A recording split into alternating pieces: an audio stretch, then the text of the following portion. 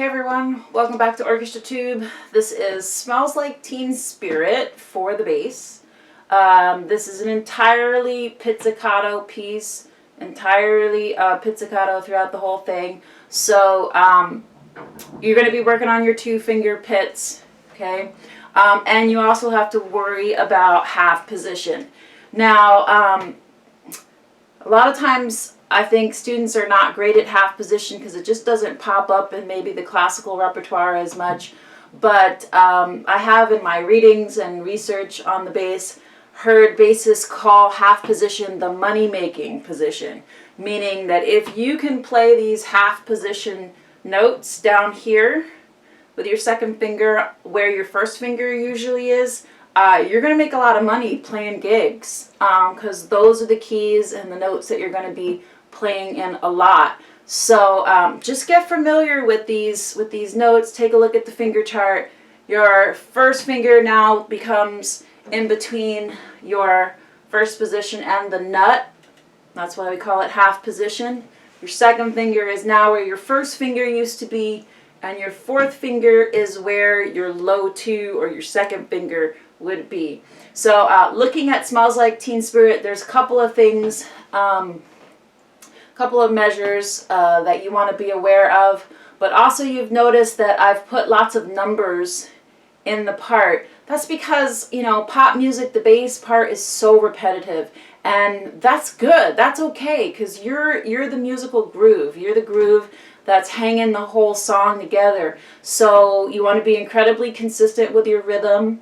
You want to be clear in your rhythms and in your articulation of your pits in your left hand and in your right hand. So let's take a look at the hard spots. So the opening, we're just going to start.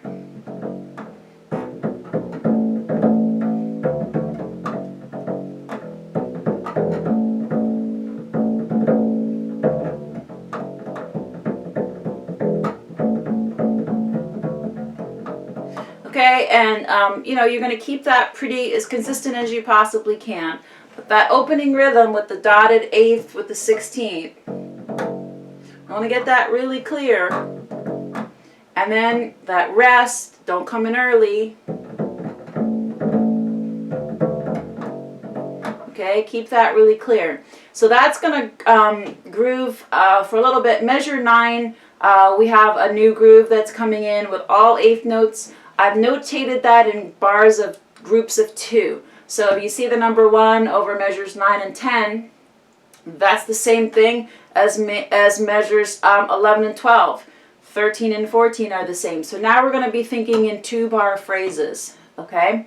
And so that's where the numbers come in. So if you notice, at bar 9, that groove lasts all the way to measure 29. You're going to play those 2 bars 10 times. Okay? Then when you get to measure 29, we go back to that original motive, right? And then at measure 37, we have sort of like a bridge, you know, like a new idea that sort of bridges us over to bar 41. So let's look at that. Here's a good half position. We're going to do it slowly. Right? So we've got all those fingers right there. We don't really have to move.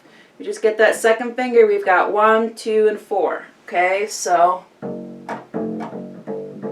remember an accidental lasts an entire measure, so it goes away the next measure. So that's why you're seeing all those naturals and sharps popping up.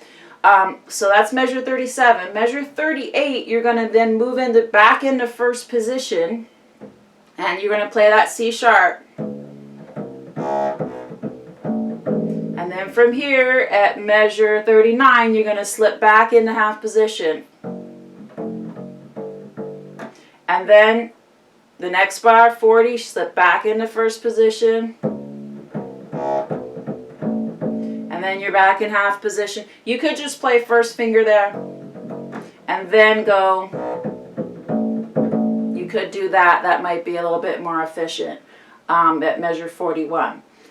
So I'll make a notate of that. You can do either to get back into the half position there. And then as you notice at bar 41, we start a groove that lasts 8 bars, two bar phrases repeated 8 times. So then when you get to 57, new groove is that opening groove. We do that 6 times until the last 3 bars. Again, you're going to see a half note with a slur hanging. That just means let it ring. Right, so just let that ring. Okay, so I'll just play a little bit and then we'll be good.